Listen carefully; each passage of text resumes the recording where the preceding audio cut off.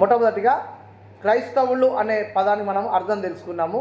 అయితే క్రైస్తవులు అనే పదము ఈ 66 పుస్తకాలలో, అంటే 66 పుస్తకాలు గల బైబిల్ గ్రంథంలో 3 దగ్గర రాయబడ్డది. మన బైబిల్ వెనక నుంచి ముందుకు వెతికినా, ముందు నుంచి వెనకకు వెతికినా ఎన్నిసార్లు కనబడుతుంది మనకు?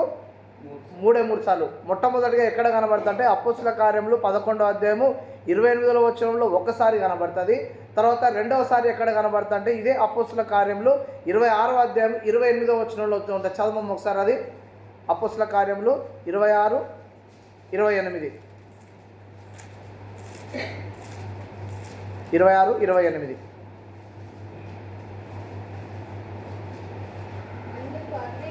అందుకు అగ్రిప్ప, ఇంత సులభముగా నన్ను క్రైస్తవుని చేజూచుచున్నావా అని పౌలుతో చెప్పగా, అంటే ఇది రెండోసారి ఉపయోగించిన మాట. ఈ యొక్క అగ్రిప్పరాజు దగ్గర పౌలు ఎందుకు ఈ మాట మాట్లాడతాడంటే, ఆయనను బంధించి చెరసాలలో వేసి ఎక్కడికి రోమాకు తీసుకుపోయే సమయంలో ఈయన ఈ ప్రాంతంలోకి వచ్చిన తర్వాత అక్కడ కొత్తగా వస్తాడు. ఈయన అగ్రిప్పరాజు వచ్చినప్పుడు పాత ఖైదీలు ఎవరైనా ఉంటే వారిని వారి విచారణ బట్టి వారిని విడుదల చేయాలనే ఉద్దేశంతో ఆయన చెప్తాడు. పౌలు గారికి ఆయన నిజ జీవితంలో జరిగిన విషయాలు మొత్తం చెప్పుకుంటూ వచ్చిన తర్వాత, మీరు ప్రవక్తను నమ్ముచున్నారా అగ్రిప్పరాజు గారు అన్నప్పుడు, నమ్ముచున్నాను అనేసరికి ఆయన, అయితే నమ్మితే ఇది కూడా నమ్మొచ్చు అని చెప్పేసి అనేసరికి అప్పుడు ఏమంటాడు ఆయన, నన్ను ఇంత సులభంగా క్రైస్తవుని చేసి చూచున్నావా అనే పదం ఉపయోగిస్తాడు. అంటే క్రైస్తవులు అనే పదం ఉపయోగిస్తాడు. తర్వాత 3వ అంశం ఎక్కడుందంటే పేతురు రాసిన మొదటి పత్రిక 4వ అధ్యాయము. పేతురు రాసిన మొదటి పత్రిక 4వ అధ్యాయము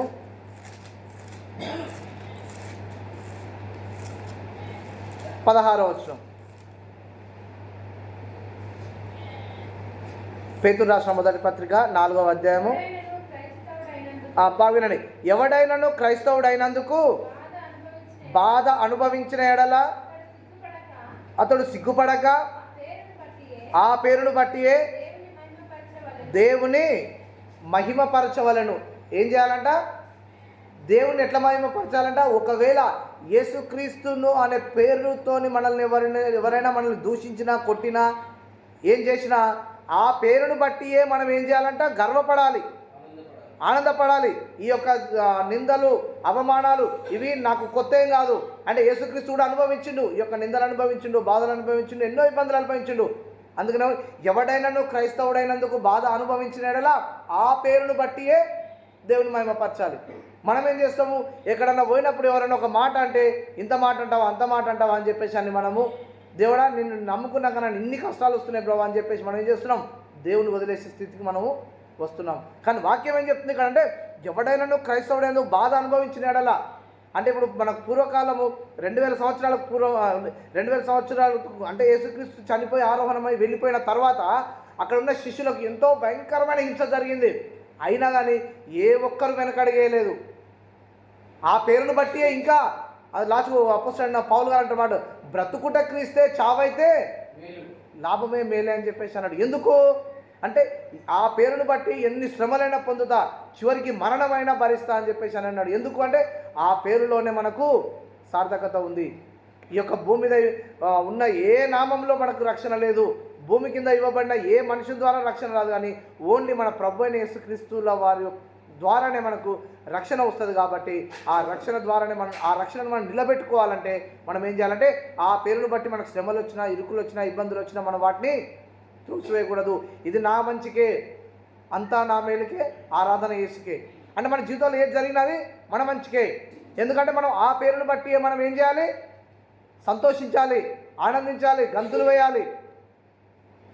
కొన్ని ఛత్తీస్గఢ్, తర్వాత మహారాష్ట్ర అటు ఆ ఏరియాకి వెళ్తే అక్కడ భయంకరమైన హింసలు వస్తున్నాయి క్రైస్తవులు. అయినా కానీ జైళ్ళలో వేసి ఇష్టం వచ్చినవి చేసినా కానీ వాళ్ళు ఏం చేస్తున్నారంటే, అయినా ఇంకా జైళ్ళలో కూడా యేసుక్రీస్తు సువార్తను ప్రకటిస్తున్నారు. ఎందుకు? ఆ పేరుని బట్టి. ఈ వాక్యం గుర్తుండొచ్చు వాళ్ళకు. అంటే ఎవడైనా క్రైస్తవుడైనందుకు బాధ అనుభవించిన ఆ పేరుని బట్టి సంతోషించాలని వాక్యం చెప్పింది కాబట్టి అందుకే సంతోషంగా వాళ్ళు జైలు శిక్షను అనుభవిస్తున్నారు. మనం ఎవరన్నా మనకు ఒక మాట అంటేనే మనం పడము. ఎందుకు? మనకి వాక్యం తెలిసినా కూడా పడము. ఎందుకు పడమంటే ఈగో. ఎందుకు అంటే దేవుని గురించి ఇన్ని నిందలు పడాలా, ఒకవేళ దేవుని నమ్ముకుంటే నన్ను ఇంత ఇబ్బందులు ఎందుకు గురైతే, దేవుడు నన్ను చూస్తలేడు కాబట్టి ఆయన నేను ఎందుకు దేవుని నమ్ముకోవాలని చెప్పేసి దూరంకి వెళ్ళిపోయే వాళ్ళు చాలామంది ఉన్నారు. అలా కాదు. మనం ఎన్ని ఇరుకులు వచ్చినా, ఇబ్బందులు వచ్చినా ఖచ్చితంగా మనం ఏం చేయాలి? యేసుక్రీస్తునే మనము ధ్యానం చేసుకోవాలి. అయితే ఈ మూడు అధ్యాయాలలో యేసు మన క్రైస్తవుల గురించి రాయబడ్డది. అయితే గడిచిన 2 సార్లు మనము వాక్యాలు చెప్పుకున్నాం. ఏం చెప్పుకున్నాము? క్రైస్తవుడు ఏ విధంగా ఉండాలి అంటే, క్రైస్తవునికి గుణ లక్షణాలు ఏంటి, క్రైస్తవునికి ఉండకూడని లక్షణాలు ఏంటి, క్రైస్తవుని ఇంటిలో ఉండకూడని లక్షణాలు ఏంటో అవన్నీ మనం తెలుసుకున్నాం కదా ఇంతకుముందుకే. మొట్టమొదటిగా జ్ఞాపకం చేసుకొని మనము ఇంకా లోపలికి వెళ్దాము. మొట్టమొదటిగా క్రైస్తవునికి ఉండవలసిన లక్షణాలు ఏమేమి తెలుసుకున్నామంటే, క్రైస్తవుడు అనేవాడు తిరిగి జన్మించిన వాడే ఉండాలి. క్రైస్తవుడు క్రీస్తు ద్వారా రక్షణ కలదని తన క్రియల ద్వారా చూపించాలి. క్రైస్తవుడు క్రీస్తు అను పునాది మీద తన కట్టడం కట్టువాడై ఉండాలి. క్రైస్తవుడు రక్షణ కలుగునట్లు తన నోటితో ఒప్పుకొని వాడై ఉండాలి. క్రియల ద్వారా రక్షణను వెదకని వాడై ఉండాలి. తర్వాత ప్రభు రాకడకు ఎదురుచూచి వాడై ఉండాలని. ఇవి క్రైస్తవునికి ఉండాల్సిన లక్షణాలు ఇంతకుముందు తెలుసుకున్నాం మనం.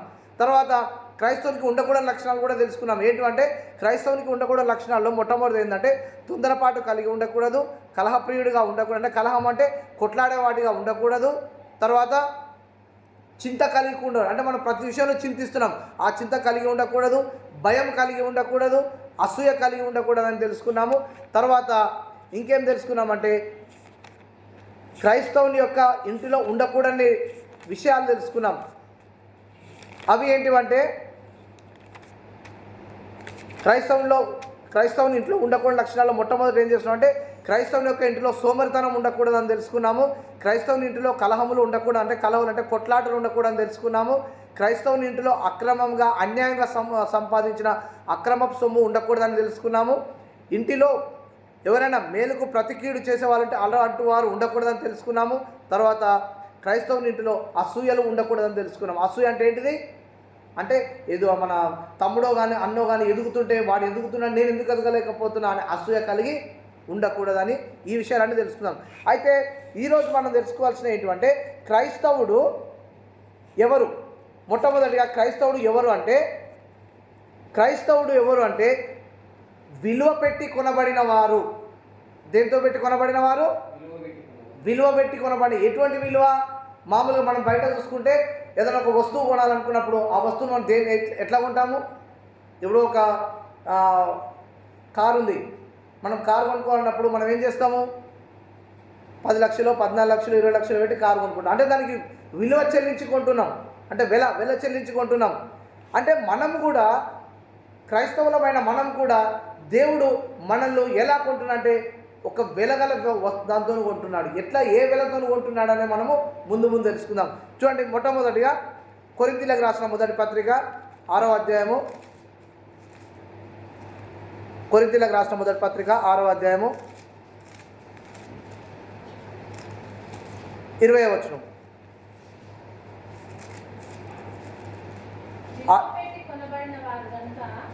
విలువ పెట్టి కొనబడిన వారు గనుక మీ దేహముతో దేవుని మహిమపరచుడు. చూడండి, ఇక్కడ మనం ఎట్లా ఉన్నామంట, మనము విలువ పెట్టి కొనబడిన వారం కాబట్టి మనం ఏం చేయాలంటే, దేవుని ఎట్లా మహిమపరచాలంటే మన దేహములతో మహిమపరచాలి ఆయనను. ఎందుకంటే ఇప్పుడు దేహంలో ప్రాణం ఉన్నంత వరకే మనము మాట్లాడగలుగుతాము, చూడగలుగుతాం, పనులు చేయగలుగుతాము, అన్నీ చేయగలుగుతాం. కానీ మన శరీరంలో ప్రాణం లేనప్పుడు మనం ఏమైనా చేయగలుగుతామా? చేయలేం. అందుకనే మన దేహములతో మనం ఆయనను స్తుతించాలి. అందుకని మన రోమీయులకు రాసిన పత్రిక 12వ అధ్యాయం 1వ వచనంలో ఒక శ్రేష్టమైన మాట రాయబడ్డ. చూడండి ఏం రాయబడ్డది అక్కడ. రోమీయులకు రాసిన పత్రిక 12వ అధ్యాయము 1వ వచనం. కాబట్టి సహోదరులారా, పరిశుద్ధమును దేవునికి అనుకూలమైన సజీవ యాగముగా మీ శరీరములను ఆయనకు సమర్పించుకోండి, దేవుని వాక్యాలను బట్టి మిమ్మును బతిమాలుకొనుచున్నాను. ఇట్టి సేవ మీకు యుక్తమైనది. ఏను అంటున్నాడు దేవుడు? ఇంకా మనతో ఏం మాట్లాడుతున్నా అక్కడ? పరిశుద్ధమును దేవునికి అనుకూలమైన సజీవ యాగం, అంటే బ్రతికుండగానే మన శరీరములను ఏం చేయాలంట? ఆయనకు సమర్పించుకోవాలి. ఎందుకు సమర్పించుకోవాలి? మనల్ని ఆయన విలువ పెట్టి కొనుక్కున్నాడు. ఇప్పుడు మనము ఒక వస్తువును కొన్నప్పుడు మనం దాన్ని ఎంత జాగ్రత్తగా చూసుకుంటాం. ఇప్పుడు ఉదాహరణకు కొత్త సెల్ ఫోన్ కొనుక్కున్నప్పుడు ఆ సెల్ ఫోన్ మనం ఎంత జాగ్రత్తగా వాడుకుంటాం. వచ్చిన గీత పడనీయము, జాగ్రత్తగా దానికి కవర్ వేసి తర్వాత సేఫ్టీగా చూసుకొని పెట్టుకుంటాం. ఒకప్పుడు ఒక 10 సంవత్సరాల క్రితము ఫోన్ తీసుకున్నప్పుడు చిన్న ఫోన్ ఉండేది, ఆ ఫోన్లకు కవర్ ఏం చేసేది, ఇక్కడ బెల్ట్కు పట్టికి రైలు తెచ్చుకునేది, దాన్ని తీసేది, దాంట్లో పెట్టుకునేది, వెళ్ళిపోయేది. అవునా కదా, అందరికి గుర్తే ఉంది అది చిన్న ఫోన్ ఉన్నప్పుడు. తర్వాత పెద్ద ఫోన్ అయినాక ఏమైంది, open cover, open lock cover ఉండేది, ఆ కవర్ ఓపెన్ చేసేది, ఫోన్ మాట మళ్ళీ భద్రంగా జోబులో, కింది జోబులో పై జోబులో పెట్టుకునేది. అంటే మనం విలువ పెట్టిన సెల్ ఫోన్కే మనం అంటే 10,000, 20,000, 30,000, 50,000 పెట్టి కొనుక్కున్న సెల్ ఫోన్కే మనం అంత మంచిగా రక్షించుకుంటే, మరి మనము ఒక వ్యక్తి యొక్క ప్రాముఖ్యమైన దాంతో మనం కొన్నప్పుడు ఆయన మనల్ని ఎంత జాగ్రత్తగా కాపాడుకుంటాడు ఒకసారి మనము ఆలోచించుకోవాలి. అందుకే మనము ఆయన విలువ పెట్టి మనల్ని కొన్నాడు కాబట్టి మనం ఏం చేయాలంటే ఆయన కోసం జీవించాలి, ఆయన యొక్క పనినే మనం ఎల్లప్పుడూ చేస్తూ ఉండాలి. చూడండి, పేతురు రాసిన మొదటి పత్రిక 1వ అధ్యాయము 18వ వచనం చూడండి. పేతురు రాసిన మొదటి పత్రిక 1వ అధ్యాయము 18వ వచనం.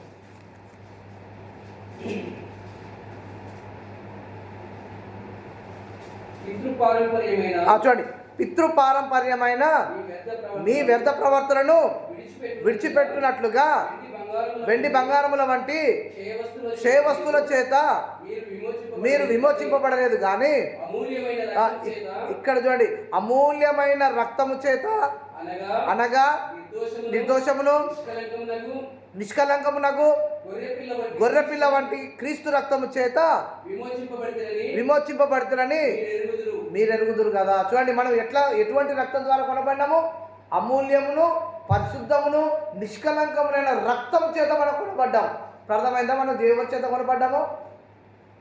ఎటువంటి లోపం లేని, ఎటువంటి మచ్చ లేని, ఎటువంటి తప్పులు చేయని రక్తం చేత మనము కడగబడినాం. కాబట్టి మనం ఏం చేయాలి?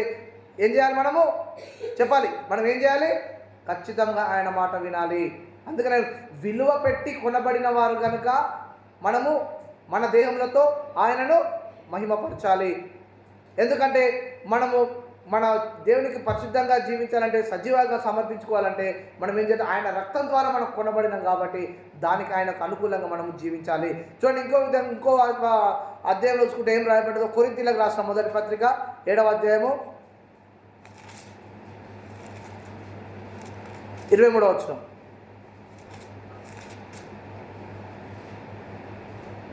మొదటి కొరింథీ 7:23.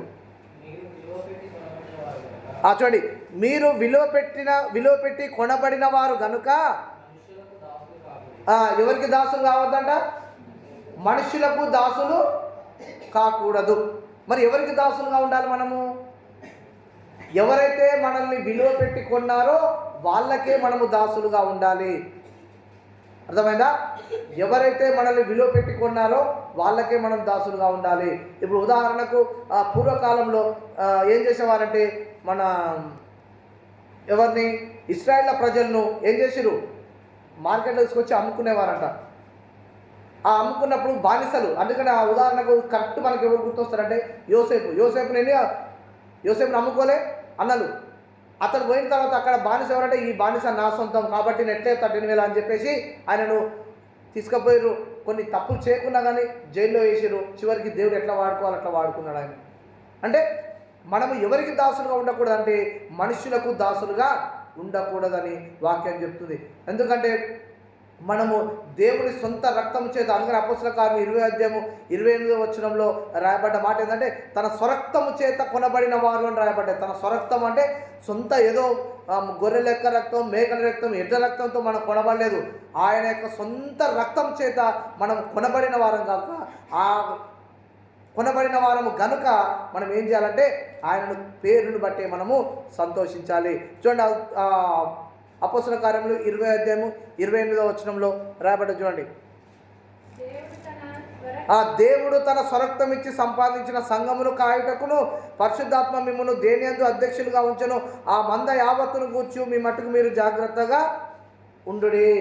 అంటే మనం ఏం చేయాలంటే, ఆయన మనల్ని విలువ పెట్టి కొన్నాడు కాబట్టి ఆయనకు మనము అనుకూలంగా, ఆయనకు దాసులుగా మనం జీవించాలని వాక్యం సెలవిస్తుంది. తర్వాత రెండవ అంశం ఏంటంటే, క్రైస్తవుడు ఎవరైనా అంశంలో రెండవది, క్రైస్తవుడు దేవుని చేత సృజింపబడినవాడు, అంటే దేవుని చేతి పనివాడు. క్రైస్తవుడు ఎవరు? క్రైస్తవుడు దేవుని చేతి పనివాడు. దేవుడి చేతి పనివాడు. అంటే ఆయన తన స్వహస్తాలతో చేసిండు. ఈ యొక్క సృష్టిని తీసుకుంటే సృష్టిలో ఉన్న సమస్తాన్ని ఆయన తన నోటి మాటతో చేసిండు. ఆకాశం కలుగాకంటే ఆకాశమైంది, భూమి కలుగాకంటే భూమి అయింది, పక్షులు జలచరములు అన్ని కలుగాక అన్నాడు. ఏమైనాయి? అన్ని వాటంతటికి అవే వచ్చినాయి. కానీ ఎప్పుడైతే దేవుడు వర్షం కురిపించి మట్టిని తీసుకొని ముద్దను విసికి ఏం చేసిండు? ఒక బొమ్మను తయారు చేసి దాంట్లో తన జీవాత్మను ఉది మనిషిని తయారు చేసిండు. అంటే ఒక మనిషిని తన సొంత చేతులతో చేసిన ఆయన ఉన్న సమస్తాన్ని నోటి ఊపిరి ద్వారా నోటితో చేసి ఈ యొక్క మానవుని ఎందుకు తన స్వస్థాలతో చేసిందంటే మన 3వ అధ్యాయంలో రాయబడ్డది. ఏమని రాయబడ్డది అంటే, మన స్వరూపమందు మన పోలిక చొప్పున నరులను చేయుదము సృష్టించుదాం అని చెప్పలే. చేయుదాం అంటే చేయడం, పని చేయడం. అంటే దేవుడు ఏం చేసిండంటే మనిషిని తన సొంత హస్తాలతో తయారు చేసిండు. ఆ తయారు చేసిన విధానము మనకు ఆదికాండంలో కనబడుతుంది. తర్వాత దావీదు కీర్తనలో కూడా మనకు క్లియర్గా తెలుసు. చూడండి, దావీదు రాసిన కీర్తన 100వ అధ్యాయము, దావీదు కీర్తన 100వ అధ్యాయము 3వ వచనం.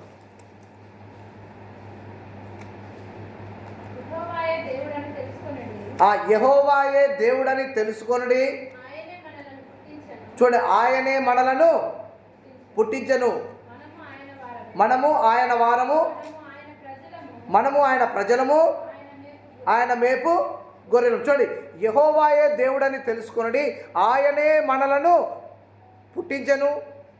పుట్టించను అని అక్కడ పుట్టినోట్లో ఏముందని చూడండి, అక్కడ సృజించను అంటే తన సొంత చేతులతో సృష్టి చేసిండు.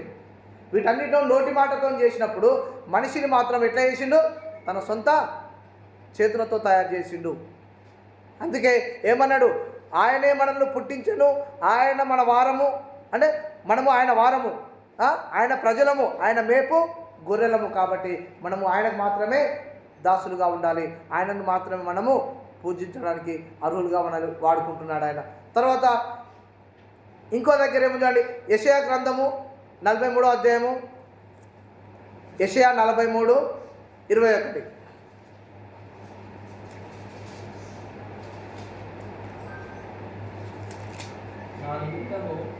నా నిమిత్తము చూడండి, నా నిమిత్తము నేను నిర్మించిన జనులు, నేను సృజించిన జనులు అల్లే, నేను నిర్మించిన జనులు. నిర్మాణం అంటే ఇప్పుడు కట్టడం ఉంది. ఈ కట్టడం కట్టాలంటే దానితోనే కదా అవుతుందా? ఏం చేయాలి? సిమెంట్ తేవాలి, ఇటుక తేవాలి, తర్వాత ఇసుక తేవాలి, అన్ని కలపాలి, రాయి మీద రాయి పెట్టాలి. అంటే పెట్టుకుంటూ గోడ కట్టుకుంటూ వచ్చి స్లాబ్ వేసుకోవాలి, మనం దాంట్లో ఆరాధన చేసుకోవాలి. అంటే ఇక్కడ ఏం చెప్తున్నాడు? మరొకసారి, నా నిమిత్తము నేను నిర్మించిన జనులు నా స్తోత్రమును ప్రచురము చేయుదురు. చూడండి, అంటే ఆయన స్తోత్రాన్ని ప్రచురం చేయాలి. మనం చేస్తున్నామా ఆ విధంగా? ఆయన స్తోత్రాన్ని మనం ప్రచురం చేస్తున్నామా? కొంచెం వరకు చేస్తున్నాం, కానీ మిగతా పూర్తిగా చేయట్లేదు. ఎందుకంటే మనము కొన్ని విషయాలలో దూరంగా దేవునికి ఉంటున్నాము, కొన్ని విషయాల్లో మాత్రం దేవుని దగ్గర. మన జీవితంలో ఏదైనా సుఖం జరిగినప్పుడు దేవుని దగ్గర వస్తున్నాము, ఏదైనా ఇబ్బంది కలిగినప్పుడు ఏం చేస్తున్నాం? దేవునికి దూరంగా అవుతాం. ఎవడైనా క్రైస్తవుడైనందుకు దుఃఖం వచ్చినా, బాధ వచ్చినా, ఇరుకు వచ్చినా, ఇబ్బంది వచ్చినా ఖచ్చితంగా ఏం చేయాలి? ఆయనను బట్టే మనము ఆనందించాలి. ఎందుకంటే మనము ఆయన చేతి పని వారం కాబట్టి. తర్వాత 44వ అధ్యాయం 21వ వచనంలో ఇంకో శ్రేష్టమైన మాట చూడండి, 44:21. యాకోబు, ఇశ్రాయేలు, వీటిని జ్ఞాపకం చేసుకొనుము, నీవు నా సేవకుడవు, నేను నిన్ను నిర్మించి తిని. ఇశ్రాయేలు, నీవు నాకు సేవకుడవై ఉన్నావు, నేను నిన్ను మరచిపోజాలను. అంటే నువ్వు నా సేవకునివి, నేను నిన్ను నిర్మించిన, కాబట్టి నీవు నన్ను విడిచిపోయినా కానీ నేను నిన్ను విడువను మరువను అన్నాడు దేవుడు. అందుకని మనము దేవుని విషయంలో పడి, మనం ఈ లోక విషయంలో పడి దేవుడిని మర్చిపోయినా కానీ దేవుడు మనల్ని మర్చిపోతుండా? ఒకవేళ కనుక దేవుడు మనల్ని మర్చిపోతే మనం ఎప్పుడో నాశనం అయిపోయేవాళ్ళం. 2019లోనే మనం చచ్చిపోయేవాళ్ళం అందరం. ఎందుకు? కరోనా వచ్చినప్పుడు అందరూ చచ్చిపోయేవాళ్ళు. అంటే దేవుడు మనల్ని విడవలేదు, మన చేయి విడవలేదు, మనల్ని ఇట్లా మన దగ్గర టచ్ కూడా చేయలేదు. ఎందుకు అంటే మనం ఆయన చేతి పని వారము. ఆయన మనల్ని ఏ విధంగా తన రక్తం ఇచ్చి కొన్నాడో మనం చూసినాం. కాబట్టి ఆ కరోనా వైరస్ మన దగ్గరికి రాలే, మనల్ని టచ్ కూడా చేయలేదు. ఎందుకంటే మనం విలువ పెట్టి కొనబడిన వారు. అంటే మరి అనుకోవచ్చు, మరి చాలామంది మన క్రైస్తవులు కూడా చనిపోయారు కదా అంటే, దేవుడు ఆ సమయం ఇచ్చిండు కాబట్టి ఆ సమయంలో వాళ్ళని తీసేసుకున్నాడు. అంటే ఎవరికి ఏ సమయం దేవుడు నిర్ణయించిండో ఆ సమయం వరకు ఉంటాడు, ఆ తర్వాత ఖచ్చితంగా ఆయన పిలుపుని తీసుకొని వెళ్ళిపోవాల్సిందే. ఆ సమయం ఆయనకు అక్కడ నిర్ణయించింది కాబట్టి అక్కడ వెళ్ళిపోయి ఉన్నాడు. అది తర్వాత ఇందులో చివరిగా కీర్తనలు 139వ అధ్యాయము 13వ వచనం చదువుకుందాం. చూడండి, కీర్తనలు 139 దావీదు మహారాజు రాస్తున్న శ్రేష్టమైన మాట. నా అంతరేంద్రియములను నీవే కలగజేసితివి. చూడండి, ఇక్కడ బాగా వినండి. నా తల్లి గర్భమందు నన్ను నిర్మించిన వాడవు నీవే. నీవు నన్ను కలుగజేసిన విధము చూడగా భయమును ఆశ్చర్యమును నాకు పుట్టుచున్నవి. అందును బట్టి నేను నీకు కృతజ్ఞతాస్తుతులు చెల్లించుచున్నాను. నీ కార్యంలో ఆశ్చర్యకరములు, ఆ సంగతి నాకు బాగుగా తెలిసి ఉన్నది. చూడండి, నా అంతరేంద్రియములను నీవే కలుగజేసేది, నా తల్లి గర్భమందు నన్ను నిర్మించిన వాడవు నీవే. అంటే తల్లి గర్భమందు, ఇంకో దగ్గర మాట ఏంటంటే చూలాలి గర్భమందు ఎముకలు ఏ దాగు ఎదుగుచున్నవో నీకు తెలియదు. అందుకని దావీదు మాట్లాడు, ఒకవేళ ఆయన తన సృష్టిని కలగజేసిన విధానాన్ని చూసుకుంటే మనకు భయం వేస్తుందంట. ఎందుకంటే మొట్టమొదటిగా గర్భం దాల్చినప్పుడు చిన్న ఆవగింజంత పరిమాణం ఉంటుందంట. అర్థమైందా? సైన్స్ బుక్ చదివితే మనకు క్లియర్గా అర్థమవుతుంది. ఆవగింజంత పరిమాణం ఉంటుందంట. ఆ ఆవగింజంత పరిమాణం రోజు పెరుగుకుంటూ వచ్చి కోడిగుడ్డు సైజు వచ్చేసరికి అప్పుడు మొట్టమొదటిగా మన శరీరంలో గుండె కొట్టుకోవడం స్టార్ట్ అవుతుందంట. ఎప్పుడైతే ఆవగింజంత పరిమాణం స్టార్ట్ అవుతుందో అప్పటి నుంచే మానవుని శరీరంలో, అంటే తల్లి గర్భంలో ఎదుగుతున్న శిశువు గుండె కొట్టుకోవడం స్టార్ట్ అవుతుందట. అట్లా చిన్న ఆవగింజ పరిమాణం నుంచి స్టార్ట్ అయిన గర్భము పిండము ఏమవుతుంది, 9 నెలల వరకు పరిపూర్ణ శిశువుగా తయారై 9వ నెలల డెలివరీ అయ్యి మానవునిగా బయటకు వస్తాడు. అందుకని దావీదు మహారాజు ముందే ఆలోచనడు, నీవు నన్ను కలుగజేసిన విధము చూడుగా నాకు భయమును ఆశ్చర్యమును కలుగుచున్నవి అని ఉంది. అసలు ఏ విధంగా గర్భంలో ఎదుగుతాడో మనకు తెలియదు, బయటకు కనబడదు. అందుకని మనం ఏమంటారు, యూట్యూబ్లలో చూసినప్పుడు యానిమేషన్ చిత్రం చూపిస్తారు. చిన్నగా వచ్చి ఫస్ట్ తలకప్పలాగా ఉండి, ఆ తర్వాత చేతులు ఏర్పడడం, కాళ్ళు రావడం, కళ్ళు రావడం, ముక్కు రావడం, ఆ తర్వాత నోరు మన మూతి రావడం, ఇవన్నీ మనం చూస్తున్నాం. అంటే ఇవన్నీ మనకు అప్పటి వరకు తెలియదు. ఇవన్నీ చూసిన తర్వాత మనకు తెలియదు. ఇవన్నీ ఎప్పుడైతే చూస్తాం, మానవుని స్త్రీ గర్భంలో శిశువు ఈ విధంగా ఎదుగుతాడా అని చెప్పేసి మనకు అప్పుడు అర్థమైంది. ఆ 2000 సంవత్సరాల వరకు అప్పటి వరకు ఎవరికి ఏం అర్థం కాలేదు. ఎప్పుడైతే ఈ యొక్క శాస్త్ర పరిజ్ఞానం అభివృద్ధి చెందిందో అప్పుడు మానవుని గర్భంలో శిశువు ఏ విధంగా ఎదుగుతాడు, అంటే దేవుడు ఏ విధంగా తయారు చేస్తున్నాడు అనేది వాళ్ళు తెలుస్తారు. అంటే మొట్టమొదటిగా దేవుని చేతులు ఎవరికంటే స్త్రీ గర్భంలోకి వెళ్ళి ఏం చేస్తే దేవుడు తన అవయవాలను నిర్మిస్తున్నాడు. ఎట్లా ఏ పరిమాణంలో ఉంటే బాగుంటుంది, ఏ పరిమాణంలో ఉంటే శిశువు మంచిగా ఉంటాడు అనేది దేవుడికి తెలుసు. కాబట్టి ప్రతిరోజు ఆయన దేవుని గర్భంలో చేయబెట్టి ఒక్కొక్క పార్ట్ను ఏం చేస్తున్నాడు, ఆయన నిర్మించుకుంటూ వస్తున్నాడు. అందుకనే దావీదు మహారాజు ఏమంటాడు, నీవు నన్ను కలుగజేసిన విధం చూడగా నాకు భయమును ఆశ్చర్యమును పుట్టుచున్నవి. అందుకని నికోదేముడు అంటాడు, అయ్యా మరలా నేను జన్మించాలంటే తల్లి గర్భంలోకి వెళ్ళాలా అని చెప్పేసి అంటాడు. ఇంత ముసలివాడని నేను మళ్ళీ తల్లి గర్భంలోకి ఎలా వెళ్తాను అని చెప్పేసి అంటాడు. అంటే చిన్న ఆవగింజ సైజున్న వ్యక్తి ఇంత పెద్దగా తయారవుతున్నాడు. ఇదంతా ఎవరు? దేవుడు తన స్వహస్తాలతో చేసింది కాబట్టి, ఆయన చేతి పని వారం కాబట్టి మనము ఆయనకు మాత్రమే విధేయులుగా ఉండాలని వాక్యం తెలుస్తుంది. తర్వాత మూడో అంశం ఏంటంటే, క్రైస్తవుడు దేవుని జత పనివాడు. అంటే క్రైస్తవుడు అనే ఎవరంటే దేవునితో జత పనివాడు. జత అంటే ఇద్దరు. ఇప్పుడు మనము అపోస్తల కార్య గ్రంథం మొత్తం చదువుకుంటే ఒకసారి దగ్గరనేమో పౌలు శీల ఇద్దరు జత పని చేస్తుంటారు. ఏ జత పని చేస్తుంటారు? సువార్త సేవ చేస్తుంటారు. ఆ తర్వాత ఇంకొకరు పౌలు బర్నబా. ఇట్లా జతలుగా దేవుడు ఏర్పాటు చేసి ఏం చేసినంటే స్వార్థ సేవ చేస్తున్నారు. అంటే యేసుక్రీస్తు ప్రభుల వారు ఎవరంటే మన జత పనివాడు. చూడండి, కొరింథీయులకు రాసిన మొదటి పత్రిక 3వ అధ్యాయము 9వ వచనం. కొరింథీయులకు రాసిన మొదటి పత్రిక 3వ అధ్యాయము 9వ వచనం. మేము దేవుని జత పనివారమై ఉన్నాము, మీరు దేవుని వ్యవసాయమును గృహమునై ఉన్నారు. చూడండి, మేము దేవుని జత పనివారము. దేవుని జత పనివారు ఎవరంటే అక్కడ ఎవరెవరు ఉన్నారు? అపోస్తలుడైన పౌలు చెప్తున్న మాట కొరింథీ సంఘానికి రాస్తున్నాడు. అక్కడ దాని మీది వచనాలు చదువుకుంటే అక్కడ మనకి ఎవరంటే అపోల్లో ఉన్నాడు, పౌలు ఉన్నాడు. అంటే అపోలో ఏం చేసిండు? నీళ్లు పోసిండు, దేవుడు కలుగు చేసిండు. అంటే పౌలేమో మొక్క నాటిండు, అపోలో నీళ్లు పోసిండు. మరి దాన్ని ఎదిగించిన వాడెవరు? దేవుడే కదా. అంటే మొక్క నాటేవాడు ఒకడు, నీళ్లు పోసేవాడు ఒకడు, దాన్ని ఎదిగించేవారు ఒకరు. అంటే మొత్తం కలిపి చేసే పని అంతా ఒకటే. ఎవరంటే ప్రభు అయిన యేసుక్రీస్తుల వారు. అందుకనే మనం దేవుని జత పని వారం కాబట్టి మనము ఆయనకు అనుకూలంగా జీవించాలి. ఆయన పని చేసినప్పుడు మనం ఒంటరిగా కాకుండా జతనుగా చేస్తే చాలా తొందరగా ఏమవుతుంది, సువార్త సేవకు మనము వెళ్ళి ఎక్కువ చేసిన వారం అవుతాం. అందుకనే మనం ఏం చేయాలంటే దేవుని జత పని వారం కాబట్టి దేవుడు లేకుండా మనం ఏ పని చేయలేము. దేవుని జత లేకుండా మనము ఏ పని కార్యం తలపెట్టినా అది సక్సెస్ కాదు. అందుకనే మనం ఏం చేయాలంటే దేవుని జత పని వారం కాబట్టి మనము ఆయన పనిని మనము చేయడానికి వేగిరపడాలి. చూడండి, ఇదే కొరింథీయులకు రాసిన 2వ పత్రిక 6వ అధ్యాయము 1వ వచనం. కాగా మేమాయన తోడి పనివారమై మీరు పొందిన దేవుని కృపను వ్యర్థము చేసుకునవద్దని మిమ్మల్ని బతిమాలుకొనుచున్నాను. ఇక్కడ పౌలు చెప్తున్న మాట ఏంటంటే, మేము ఆయన తోడి పనివారమై, అంటే దేవునితోని పనివారమై ఉన్నాం కాబట్టి మేము చెప్పిన దేవుని వాక్యము మీరు వినండి. మేము ఏదో వేరే వేరే విషయాలు చెప్పి మేము మిమ్మల్ని మభ్యపెట్టి యేసుక్రీస్తు నమ్ముకోమని చెప్పలేదు. ఆయనతోని తిరిగినాము, ఆయన పని చేసినాము, ఆయనను అనుభవించినాము కాబట్టే మేము మీకు చెప్తున్నాము. మీ యొక్క కృప, దేవుడిచ్చిన కృపను మీరు వ్యర్థం చేసుకోవద్దని అపోస్తలుడైన పౌలు అక్కడ ఉన్న సంఘస్థులకు రాస్తున్నాడు. తర్వాత 4వ అంశం ఏంటంటే, క్రైస్తవుడు దేవుని ఆలయము. క్రైస్తవుడు ఎవరు? దేవుని యొక్క ఆలయం. అందుకని ఇందులో ఒక పాట ఉంది, మనం శిథిలమైపోతుంది మానవ దేహం, అది దేవుడు నిర్మించిన దేవాలయము, కట్టడాలకున్న విలువ మనిషికున్నదా, పరలోకం వెళ్ళేది మనుషులే కదా, తిరిగి కట్టండి చితికిన బ్రతుకు, నిలువ పెట్టరండి దేవుని కొరకు, శిథిలమైపోతుంది మానవ దేహం, అది దేవుడు నిర్మించిన దేవాలయము.